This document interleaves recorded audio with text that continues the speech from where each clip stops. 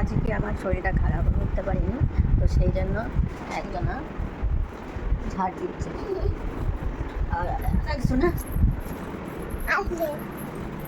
একজনা রান্না করছে। আমি যদি একদিন না পারি তাহলে আর কিছু করার থাকে না। মানিক তাক করেছে, মানিক এখন ঝাড় দিচ্ছে। খুব খারাপ শরীর, তো ভাবলাম তোমাদের কাছে একটু শেয়ার করি যে আমার জন্য কী করছে।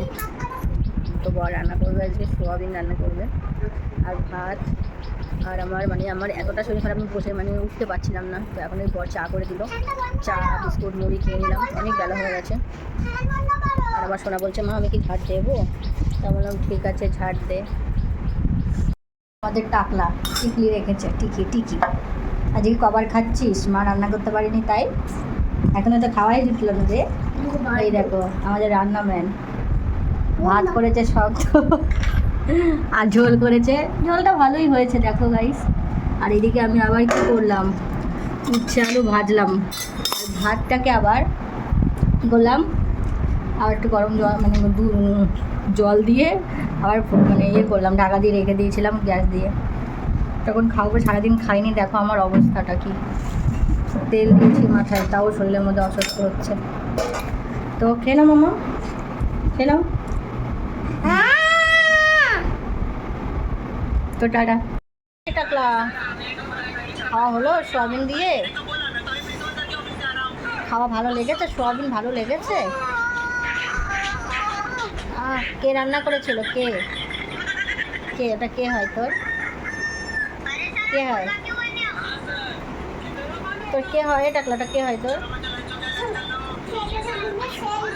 তো সোয়াবিনটা ভালোই রান্না করেছে গাইস, হেভি টেস্ট হয়েছে, তো খুব ভালো খেলাম।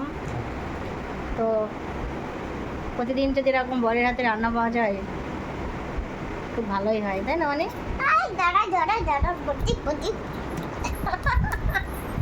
ও বাবা মারছে দেখো কেমন করে, তো গরম লাগছে আমার। কি বার করছিস ওটা? তারপরে এখন খাওয়া দাওয়ার পরে রেস্ট নিতে আসলাম, শুয়ে পড়েছি, একটু 1 ঘন্টা মতন ঘুমাবো। ঘুম থেকে ওঠার পরে দাদাভাই আবার অফিস চলে যাবে। তো মানু ঘুমাবে তো? দুষ্টু করে, ও খুব দুষ্টু। দেখো ওরা কি করছে। আমার বর শখ করে কি বলো ওটা, লুঙ্গি পরেছে, লুঙ্গি কিনে নিয়ে এসেছে।